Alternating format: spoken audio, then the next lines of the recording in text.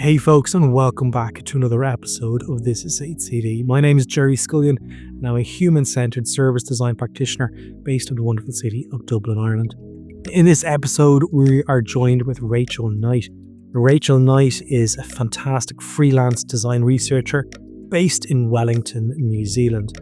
Now, there are three powerful takeaways for me in this one. The first one is researcher well-being, which is one of the key reasons why myself and Rachel originally connected. And Rachel speaks candidly about the emotional weight of design research and the toll that it can take on us as practitioners when we do it, and how it's really important to set up the right support for both design teams and practitioners. Number two, we talk about the freelancer realities. We explore the unique risks and responsibilities as a freelance researcher, especially in sensitive social contexts. And the third point is human-first reflection. Rachel shares how she's learned to identify personal red flags, pace herself, and make self-care non-negotiable. If you work in design, research, service design, human-centered design, or care deeply about the ethics of engaging with people's lived experience, this conversation is just for you then. Hit subscribe, share it with your team, and let's build a more human-centered practice. I know you're going to enjoy it. Rachel is awesome. Let's jump straight in.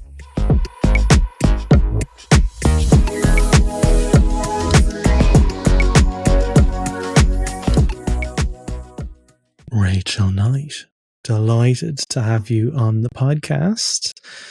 We've been messaging back and forth for a couple of weeks. I think it's been a couple of weeks. I saw your post. It was actually 4 weeks ago. And once I saw it, I was like, yeah. But let's start off. Maybe tell a little bit about yourself, where you're from and what you do. Yeah, sure. So I will start with my pepeha, or my introduction in Māori, if that's okay. Nice. So, ko waio, who am I? Ko mauka te reti mauka, ko rakahiri te awa, ko tuahiwi te marae, ko kai tuahuriri te hapu, ko kai tahu te iwi, ko Rachel Knight tōku ikua. So what I said is I'm Rachel, and I whakapapa, or have lineage to the South Island tribe of Ngāi Tahu, down in Ōtautahi, Christchurch. Nice. But I grew up in the opposite end of the island, in the North Island, around Kirikiri and Whangārei, and I now live in the beautiful Porirua in Wellington. So I love living here with my husband and my cat, who we've already talked about. And I'm a freelance design researcher. So I've been freelancing for about 2 years now in the social impact sector. And my background is in design, both in agencies, in charity, and in a small social impact agency as well. So yeah, amazing. That's the first time on the podcast we've had Māori spoken. Really? So I'm so proud to be able to, because I look at everything that's in New Zealand and how they've handled all of the kind of I'm trying to think of the word, the repatriarchy, or the re-indigenization, maybe. Yeah, I've made a hames of that, but yeah, the whole they've treated the amalgamation, if you want, of the cultures, because I see that around the world. And when I was in Australia, I'd spoken to many of the governments about the work that they do in that space, and I'm sure it's not perfect, but it's just great to hear somebody start a podcast off by acknowledging the former peoples of New Zealand, So I'm going to go by the colonial name of Wellington. You're based in Wellington. Cool. And I'm embarrassed to go by that name because I'm Irish, and I'm trying to shed as much colonial skin as possible in my own life. Yeah, good shout. I love it. We're going through it over here at the moment. Yeah. But there was a post that you posted that really kind of triggered me to get in touch with you. And if you want, I might read it out, okay, to get started so people can get the context. Yeah. And you start off by saying some of the hardest parts of design research are the ones that we're not always trained for. And every project where I've listened to people's stories has shifted how I see the world. Many have changed me for the better, but some have left scars. When people share traumatic experiences, these voices can stay with you, and if there's space to process them and let them go. I'm currently in the thick of interviewing Wanu, that correct? Whānau, families. Family, wano. I'm probably making absolute hames of this as well. For the Whakapapa, with the Southern Initiative, and it's brought back memories of projects where I hadn't yet learned the importance of self-care. Hearing a story isn't the same as living it, but when you listen empathetically over and over without time to breathe, process, and release each one, it builds up. Researchers often learn about ethics in terms of avoiding harm to others, but we also need to learn how to avoid causing harm to ourselves. So if you're working in social impact or hope to one day, please remember the important work doesn't always need to be the heavy work. I love that. Find a heavy balance so you can engage deeply when it matters most. Heavy topics often surface when you least expect it. People bring their whole selves regardless of the scope or of the research questions. So plan for team support and safety processes, even when you think it's a light topic. If you've lived experience, it will hit differently. You might not be the right person for a project if it puts your well-being and ability to stay grounded at risk. Give yourself breathing room. Try to keep interviews to 1 to 2 a day. Cramming them in might keep the timeline short, but it will take its toll on the long run or in the long run. And if you know the work will be heavy, plan for care. If you can, set aside a budget for therapy supervision sessions to debrief and offload as you go. Or use your employer's EAP. Your partner, cousins, friends might not have the emotional capacity to hold it all for you. Block out and protect time to refill your cup. Whatever that looks like for you, book it in and plan around it. It's an essential part of the work, not a nice to have. So there's a whole PDF piece, and I'm going to link to this post in the show notes, or if you're on YouTube, in the description. Go along, like it, share it with your team and so forth, because it's a great post. Rachel, the question I have, first of all, to get it started, first of all, thanks for writing this post. And second of all, as a freelancer, where does the responsibility lie in that self-care piece if you're working with your clients? Yeah, wow, that's a really good question. I mean, I think it ultimately lies with yourself if you're freelancing. I think that's always the challenge, right? Is you don't have that team around you. And I'm really lucky that most of my clients very much feel like my team. And that is really lovely. I have clients who have really looked after me in these projects and other ones. But I do think ultimately, if you're running your own business, you need to be budgeting for self-care. You need to be putting aside that money and that time, and you need to be designing it into your day-to-day, because at the end of the day, you are your own employer. Yeah. So I think you have to do it. So that's what I think. The responsibility piece is depending on how you frame it, is interesting, because if you're working in a space like you have, by the sounds of it, and your employer pays for, or say the client in this instance, or the employer pays for it, I was also pretty kind of suspicious over the relationship potentially with the psychologist and the agency that you're working with.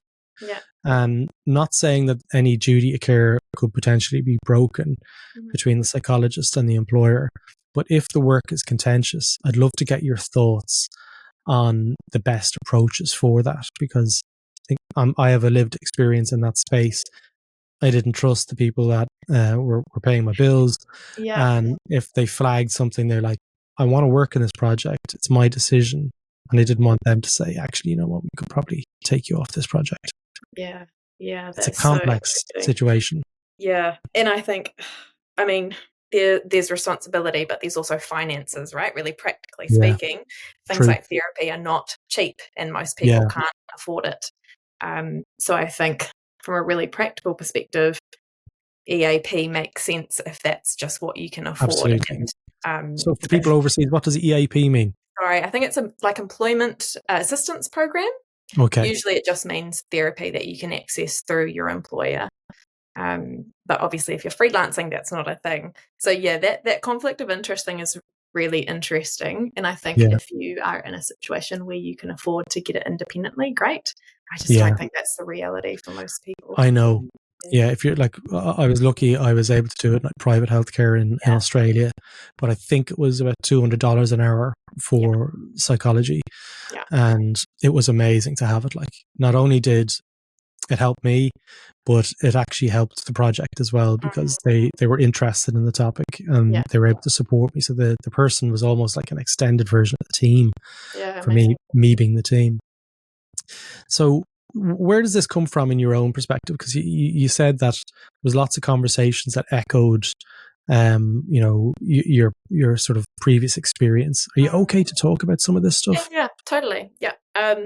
So yeah, this project that I've been working on, it kind of brought up memories for me from working on topics probably about 6 years ago, when I worked at a really amazing little social change agency, which was called Innovate Change.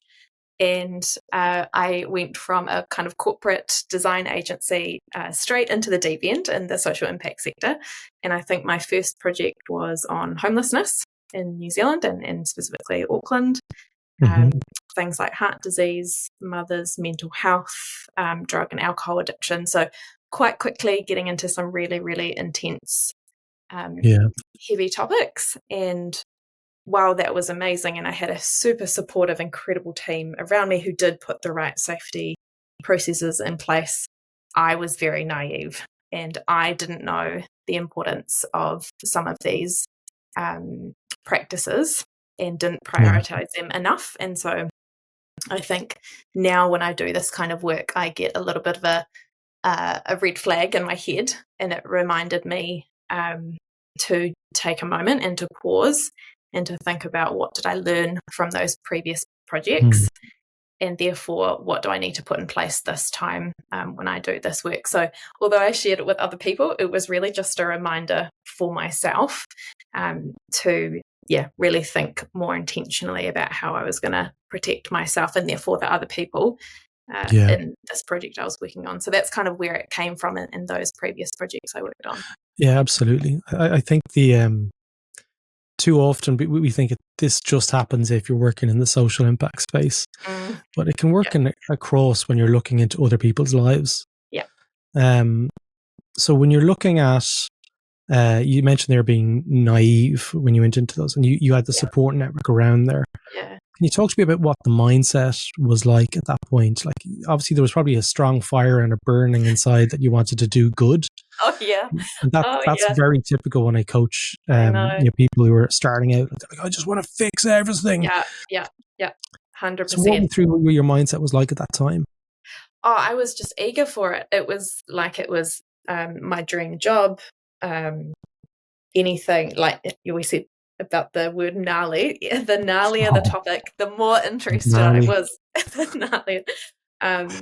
So yeah, as soon as my manager at the time said, do you want to work on this homelessness project? I'm like, oh, of course, it sounds amazing. And I just didn't know what I was really getting myself into. I think as designers, we do have the mindset and the belief that we can and should change the world. And that's a very powerful belief to have, but it's also a huge responsibility if you are going into complex places where you can't change things. And then you hear these stories about these broken systems and how it's impacting people's lives. And you walk away with that weight and you hold it for a very long time. So if you could go back, imagine we had this magic wand and we went back to that time, and you were able to spend 1 minute with Rachel at that time, and you could say something for 1 minute into their ears to prepare them. What would it be? Oh, I don't think you can prepare someone in terms of what they will hear if they've had a safe upbringing, because I just don't think you can prepare for that. But I would just say to younger Rachel, I'd say get supervision right now, like start it now, or seeing a therapist, because I didn't end up finding someone that I liked at the time and didn't see someone regularly. It meant I just kept holding on to those stories, and they're still in my head now. So I haven't properly let them go, and that they just stay with you, and that can impact how how you are as a person. So that would be my very practical advice. And don't do so many in a row, because I went from the kind of corporate world where you could do 5 interviews in a day because it kind of really hurt your head, but it didn't hurt your heart. But going into this kind of work, you just can't rush it. Yeah, it's so true. It's so true. Like, so there's a whole generation of young, eager to learn designers, and they're struggling to get what would be called a corporate, if you want, like a job, like getting into an internship or whatever it is. And they're looking for any opportunities.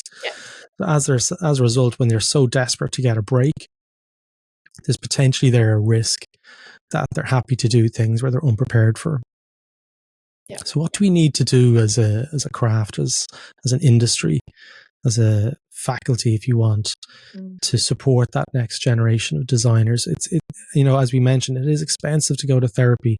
There's other services out there online. One in particular I want to call out is called BetterHelp. I tried that and they were absolutely awful. Turns out they're not actually licensed. Many of them they're just not good. I think they're just therapists who've got certificates and stuff. I remember explaining, I had a session with one of them and they were like, "This is just an amazing story." And I go, "I'm sorry, what?" They go, "Yeah, your whole childhood, it's so chaotic." And I was like, "Sorry, what?" I was like, I'd never, and that's when I started, like, so BetterHelp, I want to call out, I've had not, that they're not the option here, a cheaper online version of it. But if you had to say to maybe educators in the design world who are helping form these designers through academia, have you heard of any academic institutions that are really thinking like this? Because it's a huge area. Like, most designers that I'm learning about now and I'm seeing, they want to do good. They want to work in the social space. They want to work in governments. They want to research with people out there. In the context of their homes in some instances. So there's lots of situations that can be quite difficult to navigate. Socially and safety as well. I think there are definitely places doing it well. I think whether or not there's many places doing it well in design, like I feel like for a long time designers have been trying to advocate for their own value, and I'd really advise designers and people learning about design to learn from outside the design discipline, because there's people who've been doing this work for years and years and years, and we can just learn from them. So there is an element of design education incorporating those skills and that experience into what they're doing, but I also think there's a piece of, if you're interested in this space, go learn from the experts who've been doing it for a very long time as well, because I think it's a bit of both. There's definitely, like, there's Rachel Deacus, who I mentioned there before, opened, like, when I went through all of this stuff like 10 years ago, from where we're at then to where we're at now, I think the industry is much more aware and they're happy to talk about these things. Rachel is writing a book on trauma-informed design on MIT at the moment, or with MIT, should I say, and really opened my mind to it. So there's people out there as well that really speak about the importance of self-care. Like, so maybe we could, myself and yourself could think of a few others that we can put links to in the show notes for people to follow and read about and so forth. So it'd be nice to have a bunch of resources, because this is a really important topic. In the post that you mentioned there, there's a few other aspects about defining heavy topics. Okay, now how do we? Like, if we me and you do a Miro board and we list out all the heavy topics that we think are there, that's only our own perspective on what a heavy topic is. How does someone self-identify what a heavy topic is in your experience? Yeah, that's such a good point, and you're so right, it is subjective. Like, people who work on the front lines hear this kind of stuff all the time, so what is heavy to them would be quite different. I think it comes down to what you notice gives you a reaction. It's when you start to feel your heartbeat change, and it's when your stomach goes tight. It's when, we use the word triggering probably too much these days, but when it does trigger a response in you, whether that's shock or disgust or heartbreak, whatever that is, I think that is heavy, and that needs a bit of wraparound support around it. Yeah. And sometimes that will surprise you what that topic is. Yeah, I mean, like, I've got an instance in this where I was researching for a bank years ago, Yeah. maybe about 6 or 7 years ago, and Yeah. it was around money management. And, money is important in the world, but I naively entered a conversation with a woman who started to cry when we're talking about access to funds. And when you have that realization where you just kind of go, it's like this little, slowly but surely, everything goes into slow motion. I'm like, oh no. I said, I've hit an absolute sore point. Yeah. It turns out there was domestic issues there, and there was control, and there was manipulation, and there was all these awful topics. And it was the one research session that the CIO decided to sit in the bank. And in my mind, I was like, well, this is real. I said, it's not a transaction. This is what we're talking about here. So even something that we can think of, like, oh, I'm working in the financial sector. Oh, yeah, I know. I think that's why I called it out. I think it's so easy to make the assumption that, just because you've defined your research scope, that there won't be things outside of that. So I think you're better off if you're doing any form of research with people about their lives. I just think you're better to plan for what will that support look like for you and for them. And if you don't need it, great. But if you do, you've already planned it. You're ready. Yeah. I mean, you mentioned there a lot of the stuff that you've learned, and this is across the board, folks. Nearly everyone that I work with and I have worked with are exactly the same as Rachel. They've learned on the job. They've learned through failures, micro failures, all of those different pieces.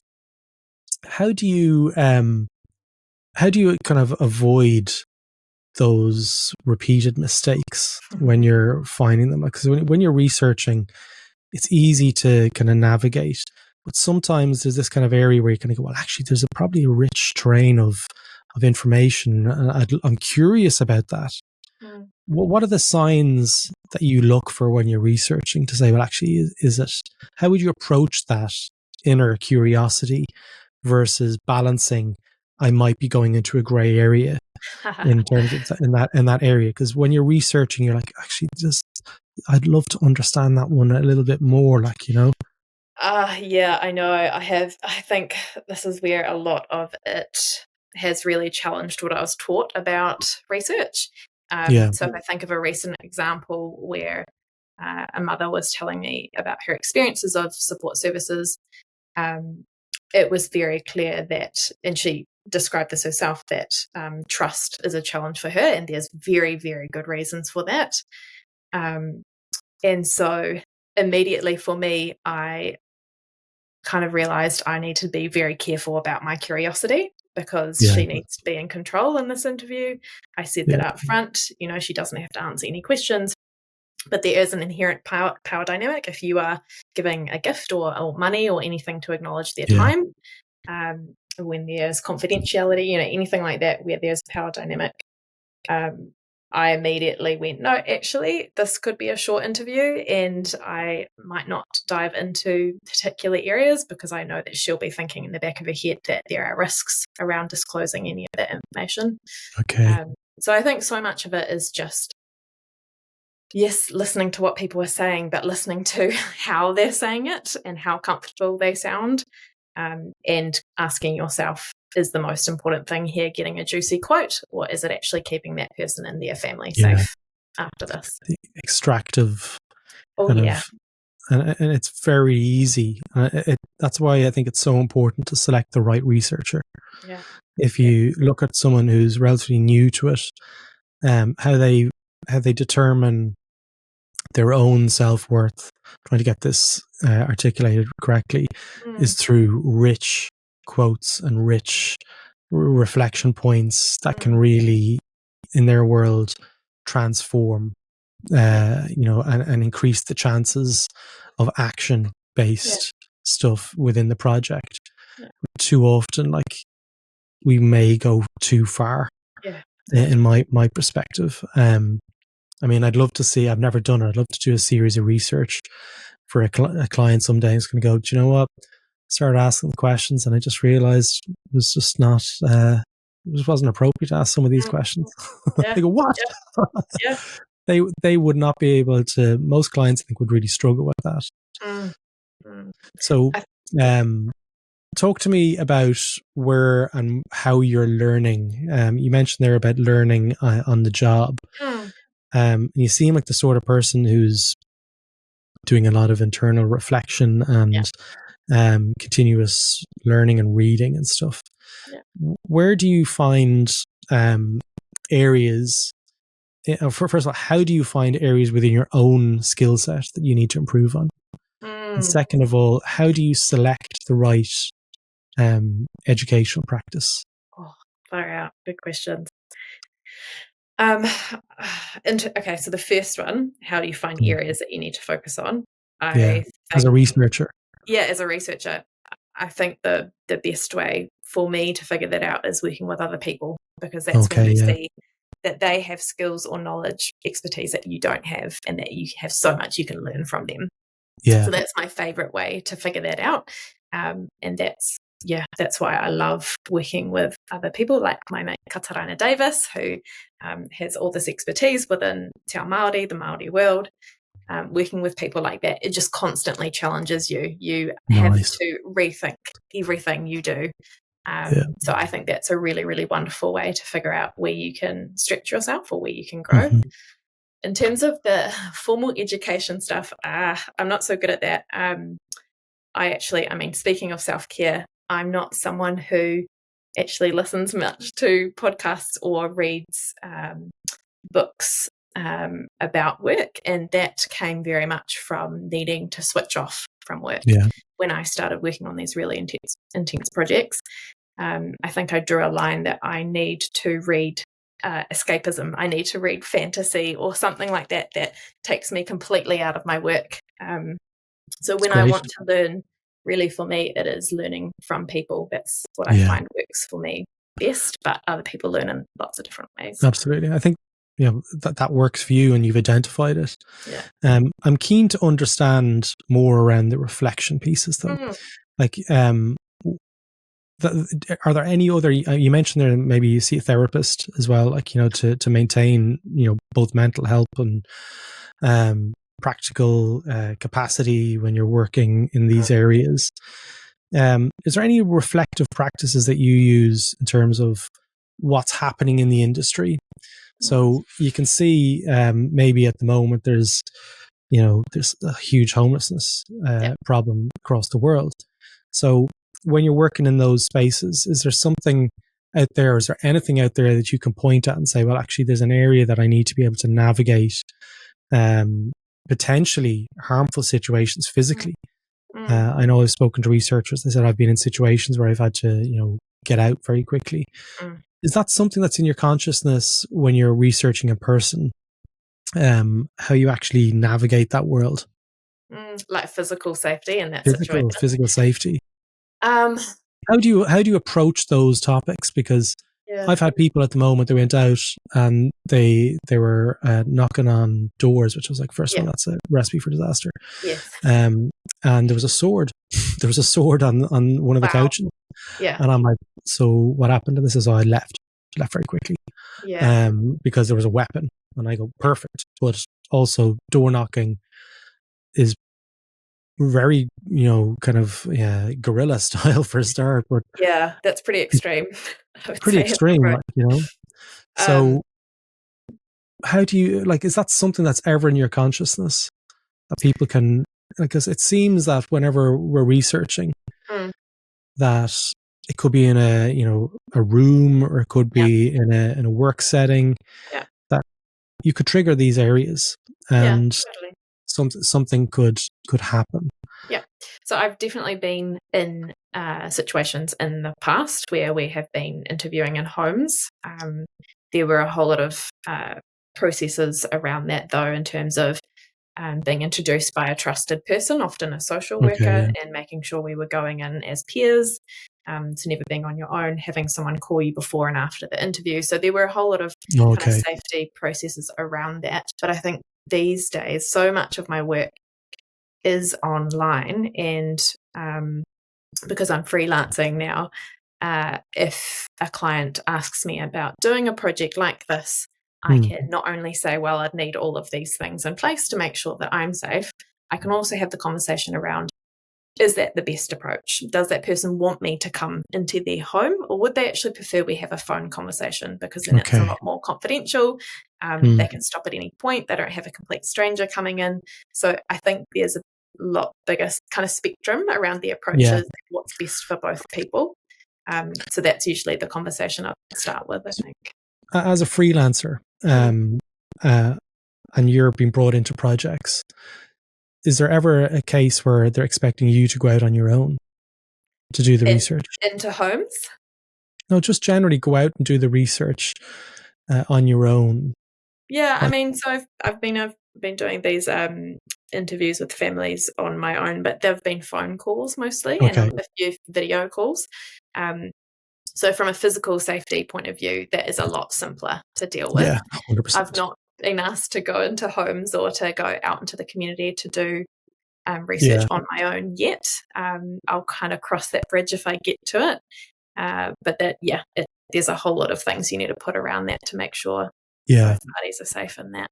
Because I see, like, the design research industry in particular, lots of people being laid off, but the requirement is still there to do the research. So as a result, the gig economy is only going to grow more. And as a result, the standards could drop.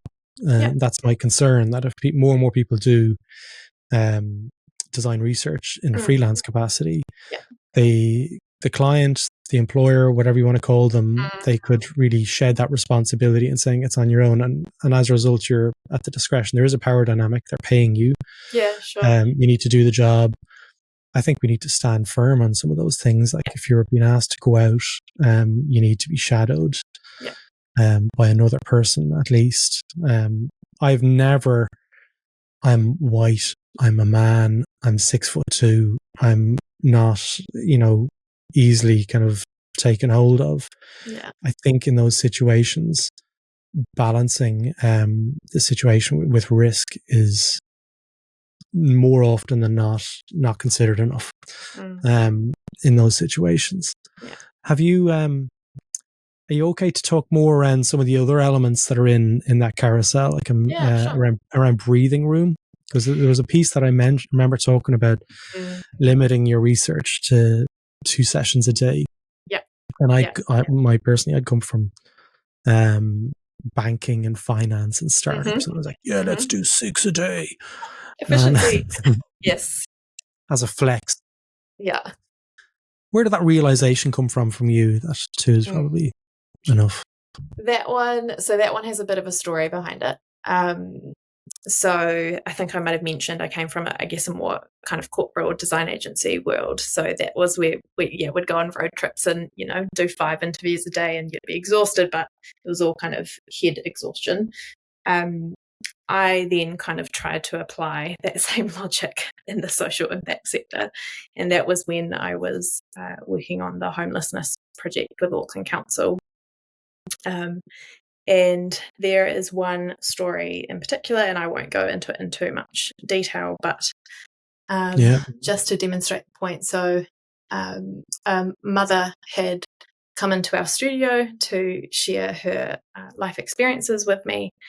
And essentially she was telling me about how unstable her son's kind of early childhood had been. They moved around multiple places and couch surfed and didn't have any kind of stable home.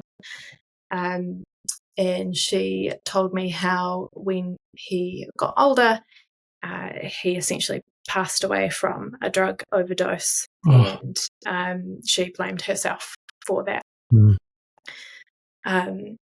So when you hear stories like that, and you have booked an interview for the next hour, you have half an hour between them, your only option, I think, is to push that emotion down and to go numb.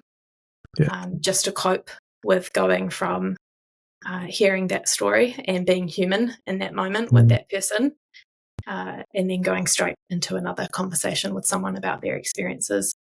So I think that story in particular and that woman in particular, obviously you can hear, it still weighs on me pretty heavily.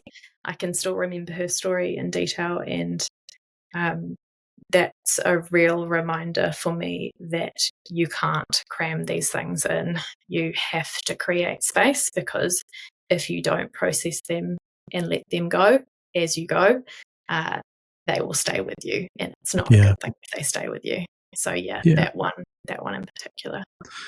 It's interesting. Are you okay to keep talking about more around these topics? Yeah, you're okay.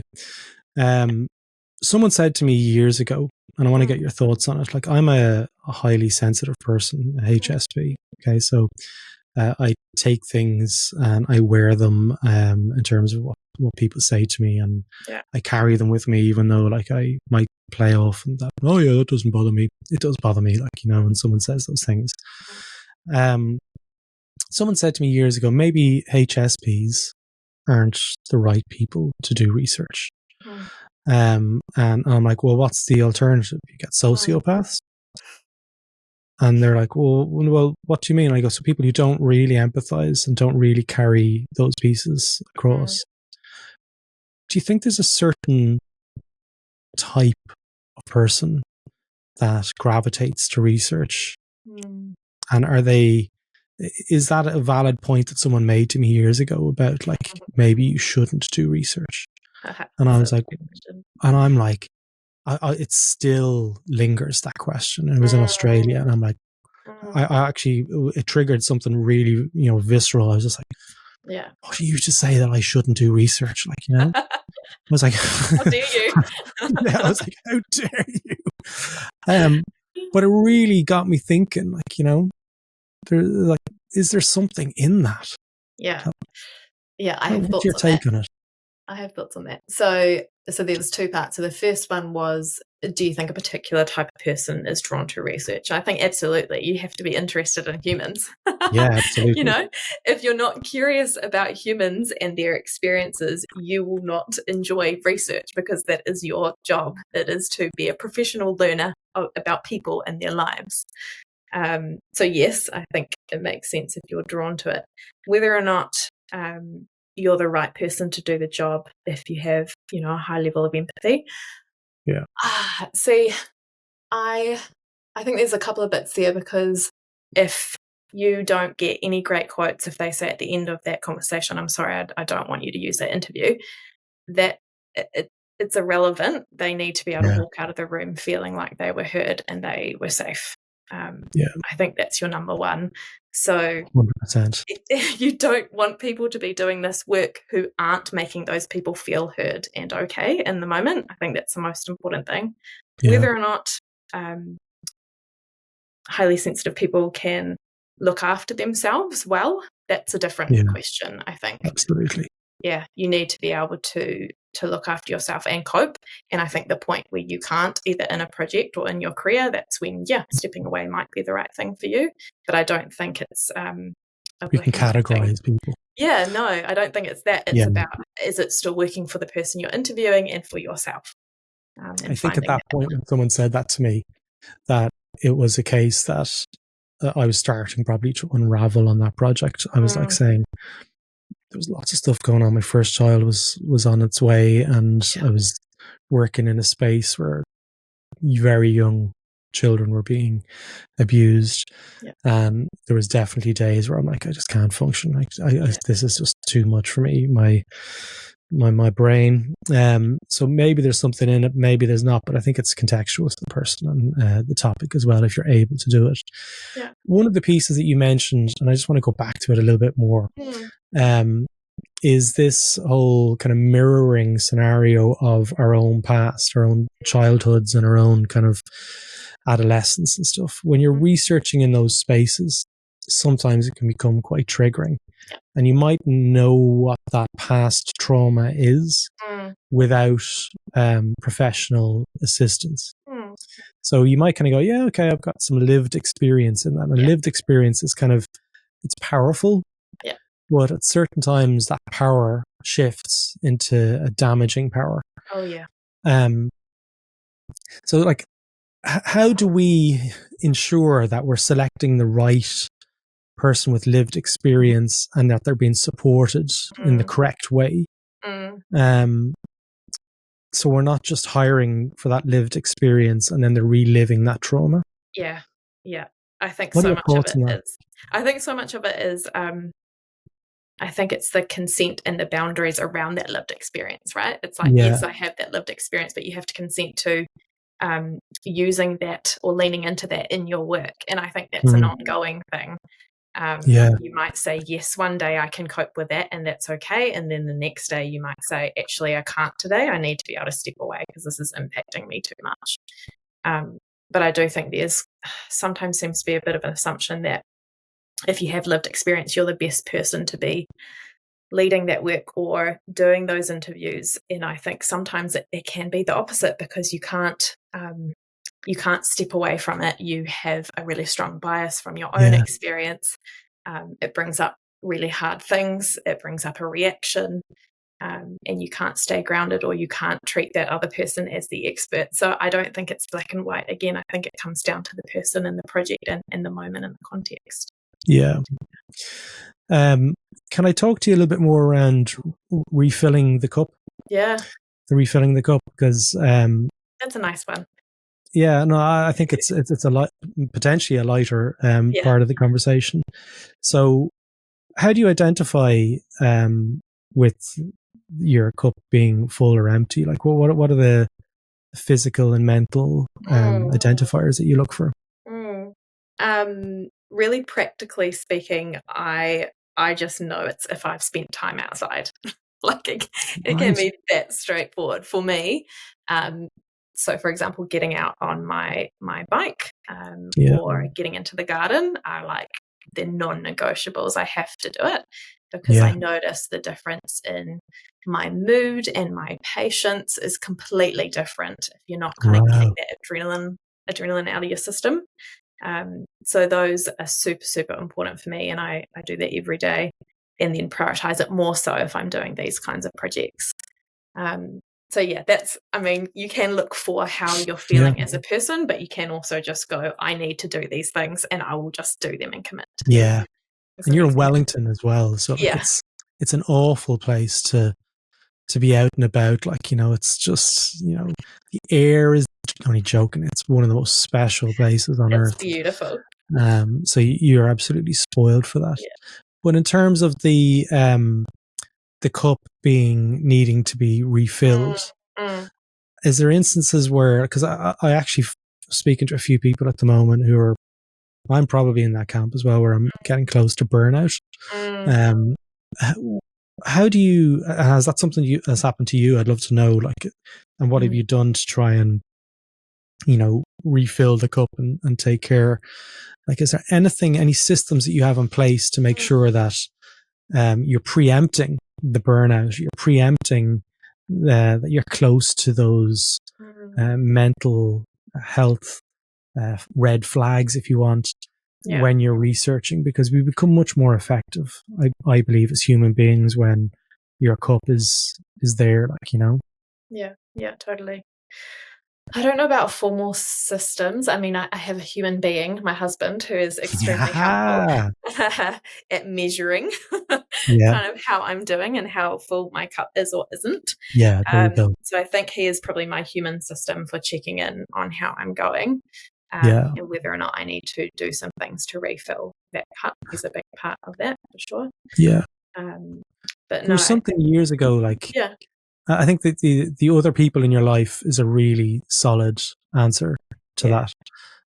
They usually see things that you don't see, or like, maybe you should go for a walk. Why? Because you're being really difficult. And that's one that when my wife says it to me, I'm just like, yeah. Yeah. Yeah, 100%. So yeah, it's been a tough day. But I remember Hector Garcia, who was on the podcast a couple of years ago, and he wrote a couple of books on Ikigai. He's a fantastic thinker. And he spoke about this word that is eluding me at the moment in Japanese culture, about these a number of adventures that you schedule throughout the year to help maintain the cup. Yeah. And I was like, oh, I love that. And he says, yes, but it's with intent. It's not just like we stumbled upon this thing this day. It's like, that there's these pieces that are scheduled throughout the year, and that's already in the calendar. You've planned the year from the get-go, and you know that in March you're climbing this, or in June you're going to be doing this, and it's only 2 or 3 days. I thought that was a really nice way of helping maintain the cup being a little bit more full than empty. That's awesome. Yeah. Probably resonates more when you're in New Zealand. You kind of go bungee jumping there. We could go... and obviously I think you're right in terms of when you talk about burnout. I think many New Zealanders have had a bad habit, including myself, where you kind of just push yourself through the winter and wait for this big long summer break. Whereas I think now we have Matariki, the Māori New Year, in the middle of winter, and so even having those kind of those reminders to take a moment and to celebrate what's been and look back and look forward, and taking that time to look after yourself in the cold, dark months. I think even those things can help you to plan those getaways. Is that around Solstice? Is that around June 21? Yeah, we just had it just last week. Okay. It goes for a long time, but we have the anniversary or the weekend. Yeah. We call it Solstice, and it comes from Druids and pagans in Ireland, so I celebrate it too as well, which is fantastic. Rachel, there's so much stuff that we could unpack more, and I'd like to invite you back onto the past whenever you want, onto the podcast, should I say. If people want to follow you and connect with you and maybe speak about opportunities to work, what's the best way for people to get in touch with you? Yeah, definitely LinkedIn is always a great way these days.